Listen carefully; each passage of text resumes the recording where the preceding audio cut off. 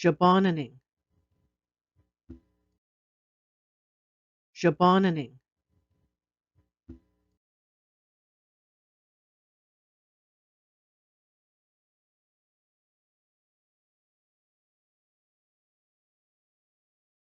This sketch, called Shebahonaning, was published in 1855 by Lawrence Oliphant, former Civil Secretary and Superintendent General of Indian Affairs in Canada. We are looking toward the west end of the channel. George Island is on the left side of the sketch. On the right, on the mainland, is de la Morandiere's trading post and part of the village of Shebahonaning.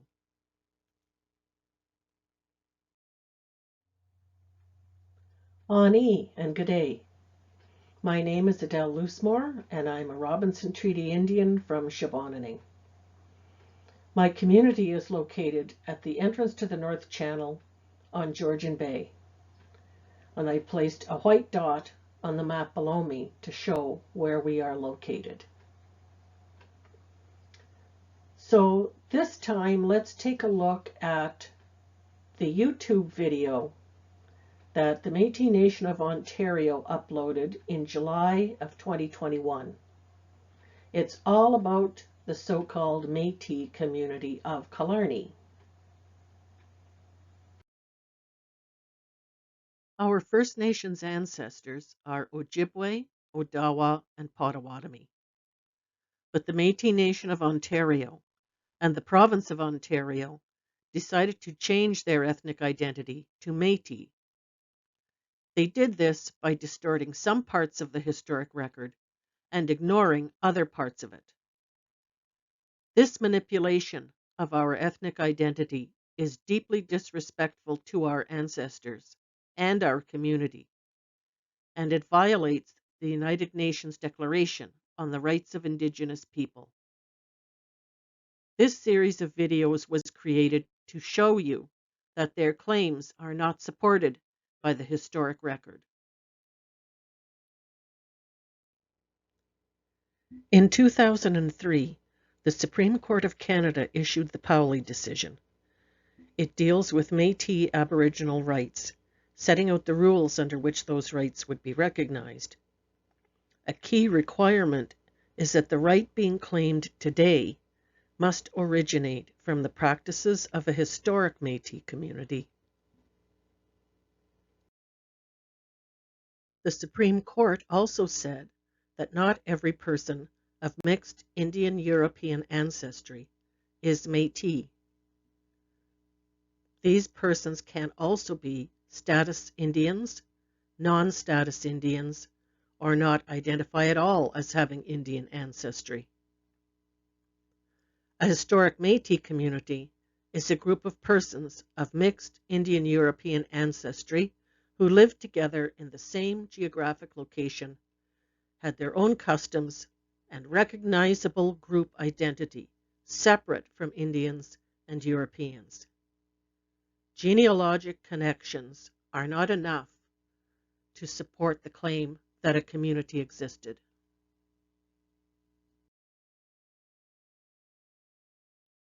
Throughout this series, you're going to hear me say Indian and half-breed and similar words.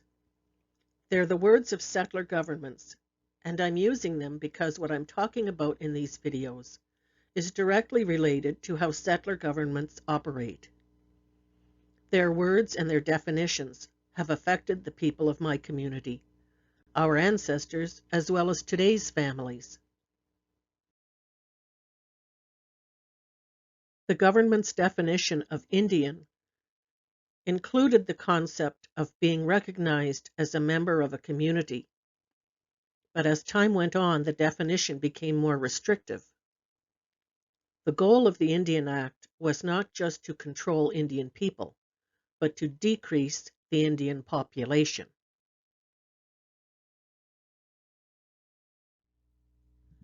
Changes in government policies and legislation also created and maintained a gender stereotype. A female's legal rights as an Indian and her membership in her community was determined by the legal status of either her father or her husband. Government also promoted a racial stereotype that only full-blooded Indians are real Indians.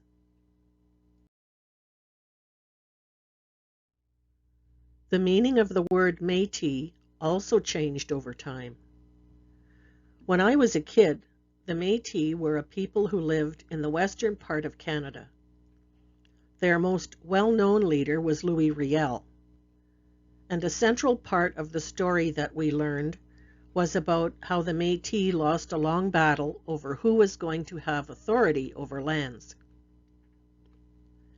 In Ontario, the word Métis became disconnected from that history and culture. Eventually, the general public began using it to describe anyone of mixed Indian-European ancestry who did not identify as a status or non-status Indian.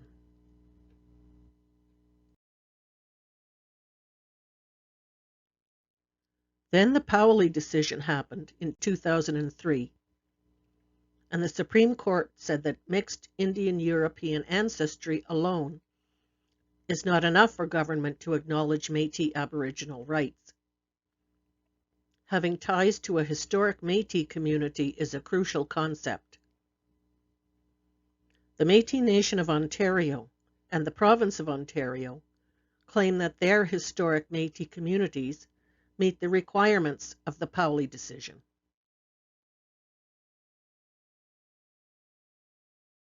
In 2017, the Métis Nation of Ontario and the Province of Ontario published a joint fact sheet announcing that they had designated Killarney and its environs a historic Métis community. But that community never existed. They created it simply by declaring that our First Nations ancestors were actually Métis people, and that they were part of one big Métis community that included all the places named on this map, as well as the towns and villages in between. In the summer of 2021, MNO uploaded a video to their YouTube channel all about the historic Métis community of Killarney. Let's take a closer look at what they say in that video.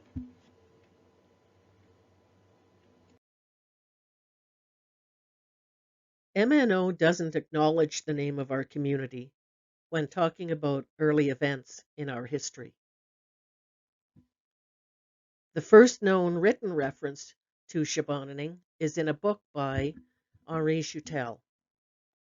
He had been part of the expeditions of the well-known explorer La Salle. After La Salle's death, Joutel made a journey of his own back to France. During that trip, he kept a diary, which noted that he and his party were headed for Shebahonaning on the 30th of June, 1688.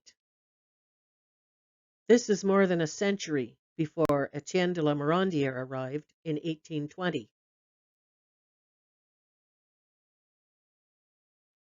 In 1853, when the post office opened, the postal stamp read Shebahonaning UC. The UC stood for Upper Canada. In the 1854 Canadian Almanac, Shebahonaning is shown as the name of our post office on the north shore of Lake Huron. According to Indian agent George Ironside, in 1855, someone changed the post office name to Killarney. The entry in the 1855 Almanac shows the change in name.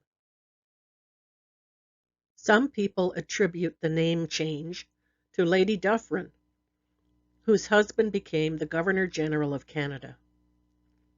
But they didn't visit Shebahonaning until 1874, almost 20 years after the post office name had been changed to Killarney.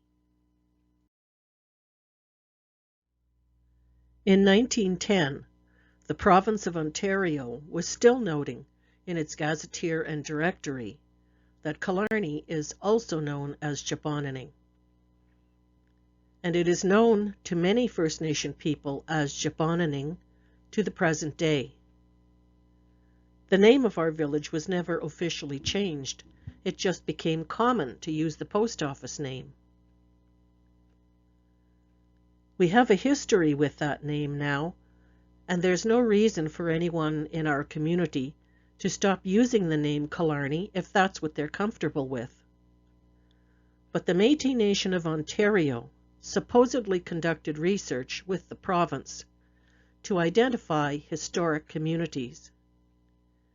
It seems to me that it would be very important then to at least acknowledge something as significant as the Indigenous name of the community that they claim to have studied.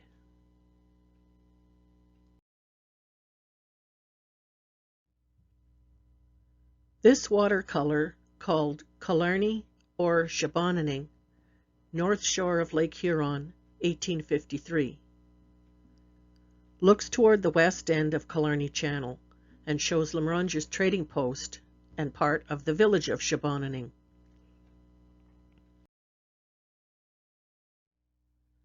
In MNO's video, the narrator is talking about Etienne de la Morandiere when he says, and like several other Métis families and individuals, he had a small area of land under cultivation. In their joint fact sheet of 2017, MNO and Ontario make the following claim. There is evidence of a distinctive Métis culture, with visitors in 1836 describing a gathering at the home of a Métis trader, where they danced away to the merry sound of the fiddle, with the gay and lively half-breeds. So MNO and Ontario are claiming that Etienne de la Morandiere was Métis. They quote part of the description that the visitor wrote about his visit to Shebahonaning in 1836. Let's look at what else the visitor said. We turned a point, and on a broad rock beheld a large assembly of Indians and well-dressed Canadians drawn out to receive us. 2 or 3 volleys were fired, and soon our lines were made fast. They hurried aboard to shake hands of the adventurers. This was a trading post, the first we had any of us seen, and a few drams amply repaid the Indians of their ammunition. In the first evening we were invited to the house of the trader, Mr. Morandiere, and danced away to the sound of the fiddle with gay and lively half-breeds. There were Indians and well-dressed Canadians at the dock, and then some half-breeds showed up at the party. I don't know what well-dressed Canadians are, but apparently they're different from Indians and half-breeds. The visitors and the half-breeds were dancing to fiddle music, and I guess that's supposed to be very important because of the Métis fiddle. Except the fiddle is also associated with French culture, and it also became extremely popular among First Nations people. There is nothing in this description that tells us who brought the fiddle to the party or who was playing it. But it's good enough for MNO and Ontario to claim that it's evidence of Métis culture, because they've already decided that Etienne was Métis.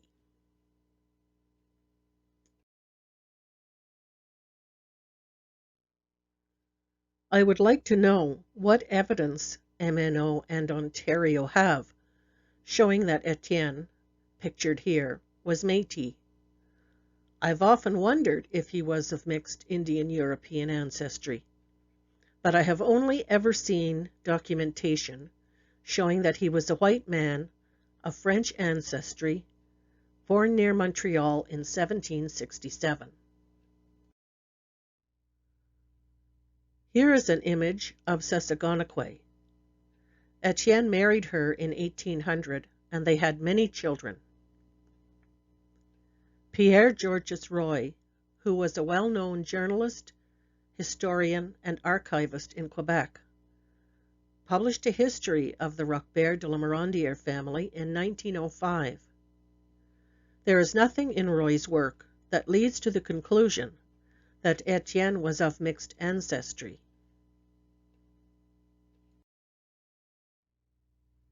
Perhaps, in a transformation understood only by MNO and Ontario, having Sessagonaquay as a life partner turned Etienne from a white trader into a Métis trader.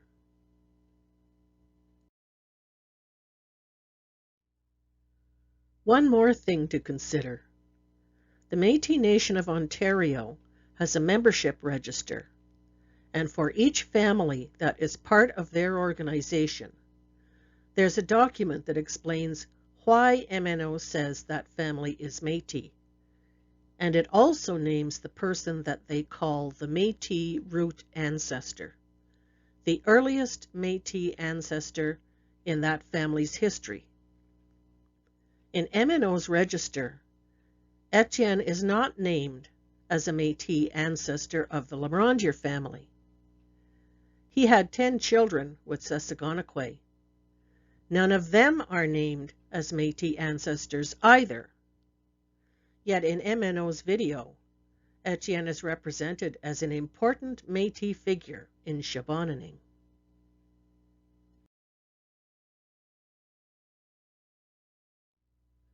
This photo was taken in Killarney. It's of one of the Jesuit missionaries who used to come here, but I don't know the name of this particular missionary or when the photo was taken. In MNO's video, they say that in the 1830s, the Métis of Killarney shared the following characteristics: Roman Catholicism, fishing, making maple sugar, and the languages of French, Michif, possibly Ojibwe, and English. The historic record says, in the 1830s, many Indians on the North Shore shared the following characteristics: Roman Catholicism, fishing, making maple sugar, the languages of Ojibwe, some French, and possibly English.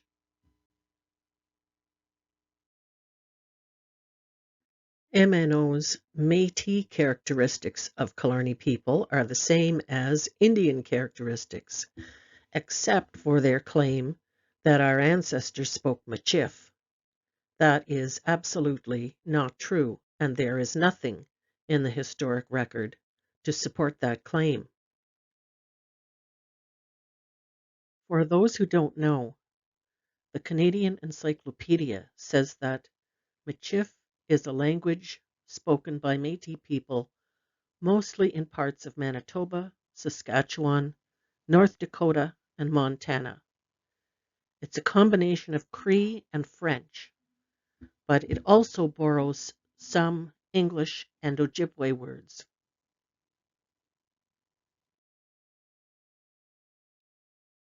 A historian named Helen Tanner spent many years studying the history of First Nations people on the Great Lakes. And she noted that they were usually fluent in several languages and that their leaders often spoke French as well. Speaking English was less common. In the 1810s and the 1820s, according to Michael Labatt, nothing but French and Indian was spoken at Drummond Island. This is significant because during those years, several of our families were part of the Drummond Island community, also called Potawatomi.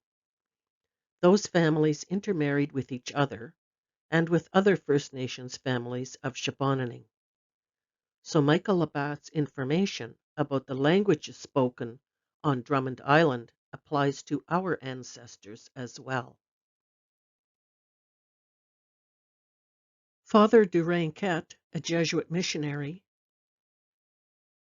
wrote about the people of Shebahonaning in 1851, and he said, "In every house you hear three languages spoken: English, French, and Indian. I believe that they generally try to speak French, but in fact, the only language they all understand is Indian." This newspaper clipping from the 1920s was written when Pierre Regis Morandiere and Albert Lowe traveled to Toronto to speak with government leaders about building a road to Killarney Village. And while they were there, one of the reporters took them out on the town. And so in this excerpt from the clipping, the reporter is talking about Pierre Regis Morandiere, and he says, "It was the first time in his life that he had seen moving pictures, but the vaudeville acts came in for some criticism. He claimed he could dance better than the bathing beauties, and he could teach the Indian actors some Indian songs to take the place of American ones. Mr. de la Morandiere speaks French and Indian better than he does English, and his English is by no means poor, considering that he has never spent a day at school in his life. He can also write beautifully and has gained an intelligence surpassed by few."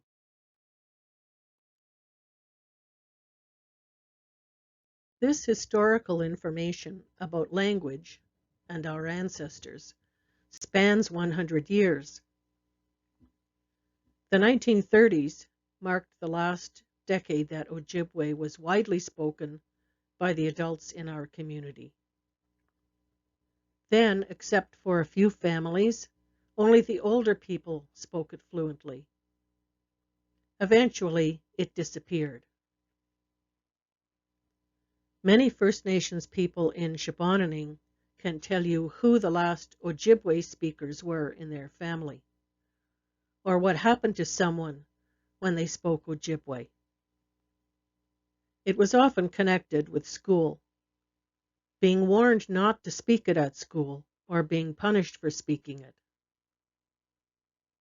I'll be talking about language again in a later video.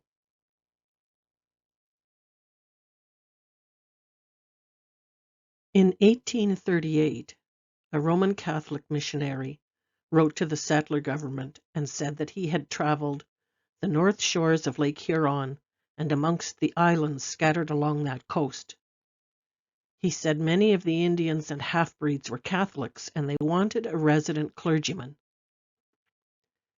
He also said the half-breeds want to settle on Manitoulin Island and to have the same privileges and advantages that the Indians on Manitoulin Island had through what came to be called the Bondhead Treaty of 1836. Gwyneth Jones, the historian that is interviewed in MNO's video, discussed this petition in a report she wrote in 2001. And she said in that report that the Roman Catholic cleric who wrote to the government for the Indians and the half-breeds did not identify where the half-breeds were located. So why does MNO's narrator say at the beginning and the end of this story that the petition was from the Killarney Métis community? The 2001 Jones report states that the Indian petitioners also asked for a clergyman, and the half-breed petitioners asked for the same things that the Indians on Manitoulin Island had. MNO claims that their Métis ancestors had their own way of life that was recognizably different from that of Indians. This petition does not support that claim. The half-breeds are saying, collectively, that they want to live like the Indians. So if the 1838 petition was from Killarney people, it wasn't an expression of Métis identity. It was an example of a group of people identifying with other Indians.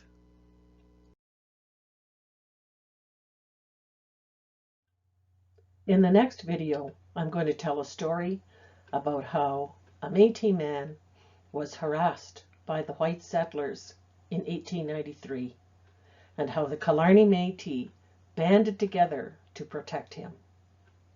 That's MNO's story anyway. I hope you join me to find out what really happened.